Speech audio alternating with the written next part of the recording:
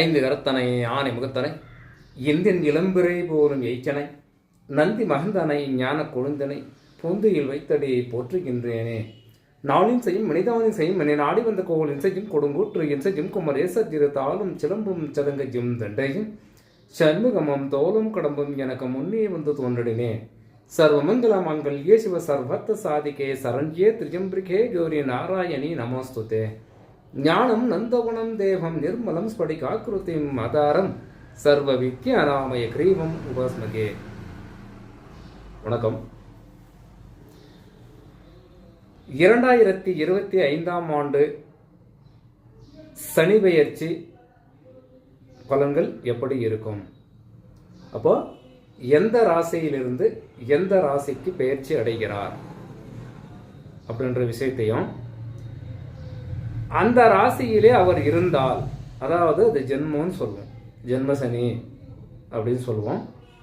அந்த ஜென்ம சனி இப்போ இந்த வருஷம் கும்பத்திலிருந்து மீன ராசிக்கு யாரு சனி பகவான் பெயர்ச்சி அடைகிறார். திருக்கணித பொறுத்த வரைக்கும் இல்லைன்னு சொல்லுது. அதாவது எந்த வருடம், அடுத்த வருடம் 2025 2026 சனி பெயர்ச்சி உண்டு என்று நூல்கள் கூறுகிறது. சரி, இருக்கட்டும், அது ஒரு பக்கம். இப்போ மீன ராசியிலே சனி பகவான் பெயர்ச்சி அடைவந்தால் எந்தெந்த ராசிகளுக்கான எந்த ராசிக்கு பிரச்சனை இருக்கும், எந்த ராசிக்கு சுபம் பெறும், சுப பலன்கள் நடக்கும், அசுப பலன்கள் நடக்கும் அப்படின்ற விஷயத்தை பார்ப்போம். இதில் இன்னும் குறிப்பாக சொல்ல போனோம்னா, சனி பெயர்ச்சி அடைகிறார், ஓகே, ஒன்றும் பிரச்சனை இல்லை. அப்போது ஜனனகால ஜாதகத்தில் உள்ள அவருடைய தசாபுத்தி காலங்கள் என்ன நடைபெறுகின்றதோ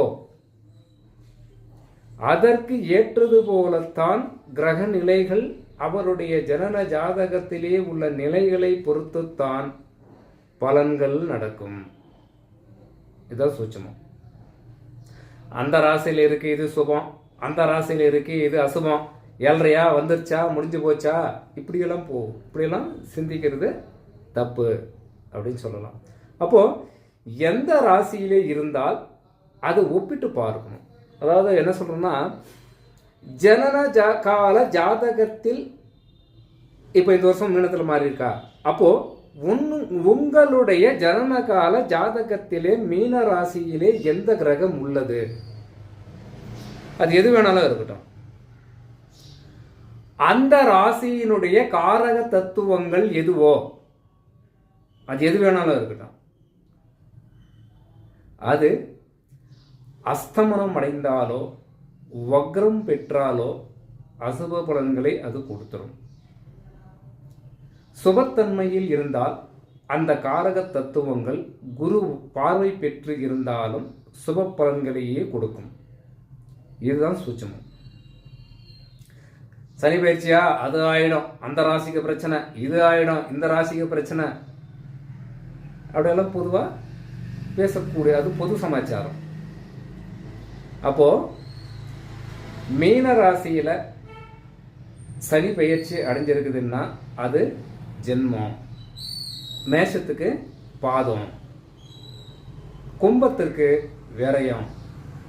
அப்போ பாத சனியில எந்த விதமான பிரச்சனைகளை அது ஏற்படுத்தும். அதே போல மீன ராசியில ஜென்மம், மீனராசிக்காரங்க அவ்வளவுதானா அப்படின்ற ஒரு கேள்விக்குறி வந்துடும். பொதுவாக பேசிக்கிறவங்க எல்லாம், ஆமாப்பா மீனராசிக்காரங்க ஜென்மம் வந்துருச்சு, என்ன ஆகுமோ ஏதாகுமோ, இப்படியான ஒரு கேள்விகள் அதெல்லாம் ஒன்றும் யோசிக்கிறதே இல்லை, தேவையில்லை. அப்போ கும்பராசிக்காரர்களுக்கு விரய சனி அப்படின்னா அவங்க கடனாளிகள் ஆயிடுவார்கள். கடன் பெற்று கடனாளி ஆகக்கூடிய யோகம் கும்பராசிக்காரர்களுக்கு உண்டு அப்படின்னு சொல்லுவாங்க. இது எந்த அளவிற்கு உண்மை, எந்த அளவிற்கு உண்மை அப்படின்னு தெரியணும். அப்போ சொல்லுவாங்க, ஆமாம் இப்போ கும்பத்துக்கு ஒன்றும் பிரச்சனை இல்லை, அவங்க அவ்வளோதான், அவங்களுக்கு பணம் யாரோ ஒருத்தர் கேட்டிருப்பாங்க, கொடுக்கலாம் வாங்கலாம், கொடுக்கல் வாங்கல் பிரச்சனைகளில் சிந்திக்கக்கூடிய யோசனைகள் சில பேருக்கு உண்டு. ஏன்னா இப்போ ஜோதிடம் ஒவ்வொரு வீட்லேயும் எல்லாருக்குமே தெரிகிற மாதிரி இருக்குது. இது ஒரு பெரிய சமாச்சாரம்னா சந்தோஷமான விஷயமும் கூட. இந்த அளவிற்கு ஜோதிடத்தில் ஆர்வம் இருக்கிறது ரொம்ப நல்லது. என்னன்னா அவ்வளவாக புள்ளி விவரமாக அவங்களுக்கு தெரியாது. கும்பமா விரைசனியா முடிஞ்சு போச்சு, அப்போ அவனுக்கு கடன் தான், அவனுக்கு கடன் கொடுத்தா வராது. இந்த மாதிரி எல்லாம் கடன் பணம் கேட்டுக்கிறவங்க கூட நம்ம ஜோதிடம் அணுகிறாங்க. சாமி அவர் காசு கேட்டிருக்காரு, சாமி கொடுக்கலாமா வேண்டாமா, இந்த மாதிரியான கேள்விகளோட வரலாம். அப்போ இது எந்த ஒரு பாதிப்பு இருக்கா இல்லையா அப்படின்னா அவங்களுடைய ஜாதகத்தை பார்த்தால் மட்டுமே தான் நமக்கு புரியும். தசாபுத்தியை டாலி பண்ணணும். அவருடைய தசாபுத்தி என்ன தசாபுத்தி அவருக்கு நடைமுறையில் உள்ளதோ அதை டாலி பண்ணாதான் நமக்கு புள்ளி விவரமான விளக்கங்கள் நமக்கு புரியும். பொதுவான விஷயத்தை எடுத்து இது இப்படித்தான் அப்படித்தான் பேசுறது தப்பாய் போகும். அப்போ கேள்வினா, இப்போ மீன ராசியில சனி பயிற்சி அடைஞ்சிருக்காரு, இப்போ இருக்குது. அப்போ அது ஜென்ம சனின்னு சொல்றோம். இப்போ அதுல எந்தெந்த ராசிக்காரர்களுக்கு எந்த விதமான பலன்கள் ஏற்படும் ஒரு சூட்சமா பார்ப்போம். இப்போ இந்த முறையிலே கிரக நிலைகள் இருக்கு. ரிஷபத்துல குரு, மிதுனத்துல சந்திரன், கடகத்தில் செவ்வாய், கன்னியில கேது, மீனத்துல சுக்கிரன், சனி, ராகு, சூரியன், புதன். 1 2 3 4 5 கிரகங்கள் உண்டு. அப்போ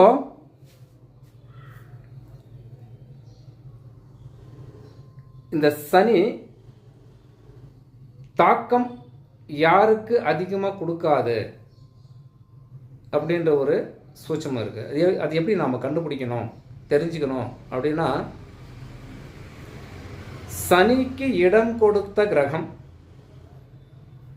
கேந்திர கோணங்களில் அமைந்திருந்தால், இப்போ சனிக்கு இடம் கொடுத்தவர் யாரு? குரு. இந்த குரு பகவான் இப்போ ரிஷபத்தில் இருக்குது, கேந்திர கோணம் இல்லை. இப்போ இதுவும் அந்த குருவும் மாறுவார். எதுக்கு மாறுவார்? மிதுன ராசிக்கு மாறுவார். சித்திரை மாதம் 31 புதன்கிழமை இரவு 10:36 குரு பகவான் ரிஷப ராசியிலிருந்து மிதுன ராசிக்கு பிரவேசம் ஆகிறார். அப்போ இந்த சனி, மீனத்தில் உள்ள சனி அந்த இடம் கொடுத்த குரு கேந்திரம் ஏறிறார். அப்போ கேந்திரத்தில் ஏறிவிட்டால் சனி பகவானுக்கு இடம் கொடுத்தவர் எவராயினும் சரி, அசுப பலன்கள் குறையும். எப்படி குறையும்? ஒரு கேள்வி ஒன்று. இப்போ குரு எதுக்கு மாறுறாரு? மிதுனத்துக்கு மாறுறாரு. எப்போ? நான் மேற்கூறிய அந்த வைகாசி மாதம் இல்லை, சித்திரை மாதம் 31 10:36 மாறுறாருன்னு சொன்னேன் இல்லையா? அப்போ இந்த குருவின் பார்வை எதுக்கு படும்? 1 2 3 4 5 6 7 8 9. அதாவது குருவின் பார்வை பெறும் இடங்கள் சுபத்தன்மை அடையும். 1. இப்போ இந்த குரு இதிலிருந்து துலா ராசியை பார்க்கும், அடுத்து தனுசு ராசியை பார்க்கும், அடுத்து கும்பராசியை பார்க்கும். இந்த குரு பகவான் பெயர்ச்சி ஆன பிறகு இந்த சனியின் விரய சனியாகிய இந்த கும்பராசிக்காரர்களுக்கு, கும்பம் இந்த குரு பெயர்ச்சி ஆன உடனேயே கும்பராசி தப்பிச்சிருச்சு. எப்படின்னா, பார்வை பெறும், விரயங்கள் அதிகமாகக்கூடிய நேர காலகட்டங்கள் இது யாருக்கு? கும்பராசிக்காரங்களுக்கு. இப்போ இந்த சனி பயிற்சி ஆன பின்னாடி தசாபதி ஒத்து போகாமல் இருந்தால் இந்த கும்பராசிக்காரங்களுக்கு வந்து தேவையில்லாத விரைய செலவுகள் அதிகமாகும். நாம் என்ன சொல்லுவோம், இந்த மாதிரி காலகட்டத்தில் பார்வை பெறாத நேர காலங்களில் என்ன பண்ணுவோம், சுப செலவுகளாக மாற்றலாம், வீடு கட்டலாம், நிலம் வாங்கலாம், அதுக்கப்புறம் திருமணம் செய்யலாம். இந்த மாதிரியான ஒரு சுப செலவுகளை நீங்கள் மாற்றிக்கொள்ளுங்கள் என்று நாங்கள் முன்கூட்டியே சொல்லுவோம் இந்த விரைய சனிக்காரங்களுக்கு யாராக இருந்தாலும். அப்போது இந்த விரைய சனி கண்டிப்பாக அது ஆகுமா ஆகாதா அப்படின்ற ஒரு கேள்வியில் பார்க்கும்போது இந்த குருவின் பார்வை அங்கே பெறுவதால் சுபத்தன்மை அடையக்கூடியதாக அந்த கும்பராசிக்காரங்க தப்பிச்சிடும், கும்பம் தப்பிச்சிடும்னு சொல்லலாம். எப்போ சாமி இந்த 2.5 வருஷத்துக்கும் தப்பிச்சிருமா கும்பம் அப்படின்னா இல்லை, 1 வருடத்திற்கு ஒரு முறை குரு மாறும். அப்போ என்ன ஆகும், அந்த குரு பகவான் அடுத்து கடகத்துக்கு வரும்போது வந்து விருச்சிக ராசியும் மீனத்தையும் பார்க்கும். அப்போ குரு பகவான் அடுத்த 2வது வருடத்தில் சனி அங்கே தான் இருக்கும். பார்வை பெறும் காலங்களில் என்ன நடக்கும், திருமணங்களும் நடக்கலாம். அதில் ஒரு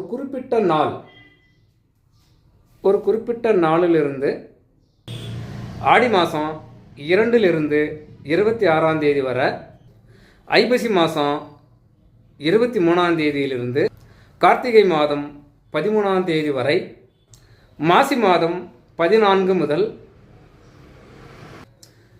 பங்குனி மாதம் 6ஆம் தேதி வரை இந்த புதன் பகவான் வக்ரம் பெறுகிறார். எதில், மீனராசியில் நான் மேற்கூறிய தேதிகளில் வக்ரம் பெறுகிறார் அப்படின்னு சொல்லலாம். அப்போது ஏன் இதை குறிப்பிட்டு சொல்கிறேன், அதுக்கு ஒரு விஷயம் இருக்குது. ஏன்னா இது எதனால் குறிப்பிட்டு கூறுகிறோம் என்றால், புதனின் மேல் சனி பகவான் பயணிக்கும் போது அந்த கிரகம், அந்த புதன் கிரகம் வக்ரம் பெற்றால் தொழில் செய்யக்கூடிய, வேலை செய்யக்கூடிய இடத்திலோ, படிக்கும் காலங்களிலோ, அது எப்படி வேணாலும் நினைக்கலாம், இந்த காலகட்டங்களிலே காதல் வயப்படும் வாய்ப்புகள் அதிகம் உண்டு. அந்த காலகட்டத்தில் அதுக்கு ஜனனகால ஜாதகம் சப்போர்ட் பண்ணணும். அது எடுத்த உடனே எல்லாருக்கும் இது பொருந்துமான்னு சொல்ல முடியாது. அப்போது வேலை செய்யும் இடங்களில் கூட திருமணங்கள், நீண்ட நாட்களாக திருமணங்கள் நடைபெறாமல் இருக்கும், காதல் திருமணங்கள் அதிகம் நடைபெறக்கூடியதாகவும் இருக்கலாம், அல்லது ஓடி போய் திருமணம் செஞ்சுக்கக்கூடிய அளவிற்கு கூட சில ஜாதகங்களுக்கு இது அமைந்து விடும். எதில், இந்த புதன் பகவான் வக்ரம் பெறுவதால. ஏன்னா அந்த சனி பகவான் எந்த கிரகத்தின் மேல் பயணிக்கிறதோ அந்த கிரகம் சுபத்தன்மை அடைந்திருந்தால் அந்த காரகங்களும் அது வலுப்பெறும். வக்ரம் அடைந்தாலோ அஸ்தமனம் அடைந்தாலோ எதிர்மறையான செயலோ அல்லது தொழிலோ அது கொடுத்துரும். அந்த காரகம் எந்த கிரகம் வேணாலும் அந்த கிரகத்துக்கு நாம் அதுக்கேற்ற மாதிரி எடுத்துக்கலாம். சூரியன் அப்பா, தொழில் சம்பந்தப்பட்ட விஷயம், அரசியல் சம்பந்தப்பட்ட விஷயம், அரசாங்க உயர் அதிகாரிகள் சம்பந்தப்பட்ட விஷயம், சந்திரன்னா அம்மா, பெண்கள் சம்பந்தப்பட்ட விஷயம், செவ்வாய் உடன் பிறந்த சகோதரர்கள், பூமி சம்பந்தப்பட்ட விஷயம், அந்த மாதிரி எடுத்துக்கலாம். புதன் காதல் சம்பந்தப்பட்ட விஷயம், வியாபாரம் சம்பந்தப்பட்ட விஷயம், தாய்மாமன் சம்பந்தப்பட்ட விஷயம் எடுத்துக்கலாம். அதே போல் குருன்னா ஆசிரியர், தங்கம் சம்பந்தப்பட்ட விஷயம், வியாபாரங்கள் சம்பந்தப்பட்ட விஷயம். சுக்கிரன்னா மனைவி, சகோதர சகோதரிகள் சம்பந்தப்பட்ட விஷயம், வியாபாரங்கள் சம்பந்தப்பட்ட விஷயம்.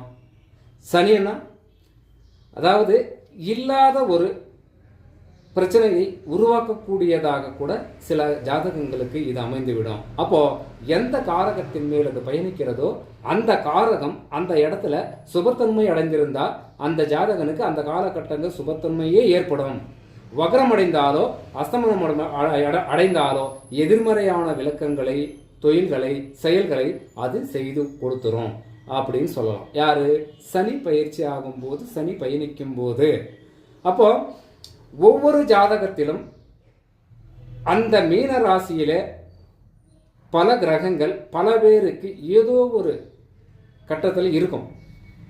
அப்போ அது பயணிக்குதுன்னா அந்த காரகங்கள், நான் மேற்கூறிய தமிழ் மாசத்து முறையில் சொல்லியிருக்கேன், அந்த மாசத்துல அது பயணிக்கும் போது புதன் பகவான்னா கொஞ்சம் எச்சரிக்கை தேவை அப்படி சொல்லலாம்.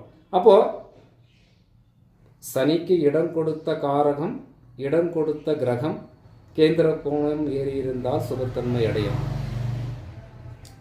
குரு பார்வை பெற்றிருந்தால் சுபம். சனி பயிற்சி அடையதுனால சொல்கிறேன். அப்போ இந்த குரு பயிற்சின்னு சொன்னேன், அது கட் ஆகி போச்சு, மறுபடியும் அதை கொண்டு வரேன். அப்போது இந்த குரு அடுத்தது கடகத்துக்கு வரும் அடுத்த வருஷம். அப்போது மீனம் சுபம் பெறும், திருமணங்கள் அதிகமாக நடக்கக்கூடிய வாய்ப்புகள் உண்டு. காதல் திருமணங்களும் இதில் அடங்கும். பிரச்சனையும் சேர்ந்து இருக்கும், இருந்தாலும் சுமூகமான பிரச்சனையாக இருந்து தீர்வுகள் கிடைக்கக்கூடியதாக இருக்கும் அப்படின்னு சொல்லலாம். அப்போ இதற்கு பரிகாரங்கள் ஏதாவது உண்டா, எந்த ராசிக்காரங்க என்ன பரிகாரம் பண்ணணும் அப்படின்ற ஒரு விஷயம் இருக்கு. அப்போ மேச ராசி துலா ராசி இந்த 2 ராசிக்காரர்களும் இரும்பு விளக்கில் நல்லெண்ணெய் தீபம் ஏற்றலாம் இந்த சனி பயிற்சியில். இது மிகவும் அவருக்கு சிறப்பு அப்படின்னு சொல்லலாம். யாருக்கு? மேச ராசிக்கும் துலா ராசிக்கும். அதே போல் ரிஷிபம், கடகம், விருச்சிகம் இந்த 3 ராசிகரும் இவர்கள் நல்லெண்ணெய் தீபம் ஏற்று வழிபடுவது மிகவும் சிறப்பானதாக இருக்கும் அப்படின்னு சொல்லலாம். எது? இந்த 7.5 சனி, அதாவது இந்த வருடம், இந்த 2025ஆம் வருடம் மீனராசிக்கு சனி பெயர்ச்சி அடைந்துள்ளதால் இந்த ராசிக்காரங்க நல்லெண்ணெய் தீபம் ஏற்றணும் அப்படின்னு சொல்லலாம். அதே போல் கன்னி ராசி, சிம்ம ராசி, மீன ராசி இந்த 3 ராசிக்காரர்களும் காகத்திற்கு எள் சாதம் வைப்பது, அனுதினமும் கூட வைக்கலாம், உங்கள் வசதி. நான் ஒன்றும் பண்ண முடியாது, சொல்கிறேன். உங்கள் வசதிக்கு ஏற்ற மாதிரி செய்யலாம். இந்த 3 ராசிக்காரங்களும் காகத்திற்கு எள் சாதம் வைப்பது மிகவும் சிறப்பு அப்படின்னு சொல்லலாம். அதே போல் துலாம், மகரம், கும்பம் இந்த ராசிக்காரங்க என்ன பண்ணணும்னா செருப்பு தானம் கொடுக்க வேண்டும். செருப்பு தானம்னா இது எப்படி சாமி அப்படின்னு ஒரு கேள்வி வரும். அதாவது கருப்பு கலரில் தோலில் இருக்கா, இப்போ வர்றது ரேரு, இருந்தாலும் தோலில் கொடுத்தா நல்லது. அதாவது கருப்பு கலர் உள்ள ஒரு செருப்பை வேறு யாருக்காவது ஒருத்தருக்கு வாங்கி கொடுக்கணும். யார்? இந்த 3 ராசிக்காரங்க. செருப்பு தானம் செய்வது மிகவும் சிறப்பானதாக இருக்கும் அப்படின்னு சொல்லலாம். இது மேற்கூறிய விஷயங்கள் அனைத்துமே ஜனனகால ஜாதகத்திற்கு ஒப்பிடும்போதுதான் பலன்களை நாம் எடுக்க முடியும். பொதுவாக கூறினால் தவறாகிவிடும் அப்படின்னு சொல்லலாம். ஏன்னா குருவை நம்ம முக்கியமாக பார்க்கணும். ஏன்னா இது வருட கிரகம், ஒரு வருஷத்துக்கு ஒரு ராசி மாறிக்கிட்டே இருக்கும். சந்திரன் 2.25 நாளுக்கு மாறிக்கிட்டே இருப்பார். அவர் கைக்கு வாங்கி எட்ட மாட்டார், அவர் மாறிக்கிட்டே போய்கிட்டு இருப்பார். இப்படி இந்த 2025ஆம் ஆண்டு சனி கும்பராசியிலிருந்து மீன ராசிக்கு பெயர்ச்சி ஆகும் காலங்களில் அந்த 2.5 வருஷம் எந்தெந்த ராசிக்கு எப்படி இருக்கும் என்பதை தெளிவாக நாம் பார்த்தோம். வணக்கம்.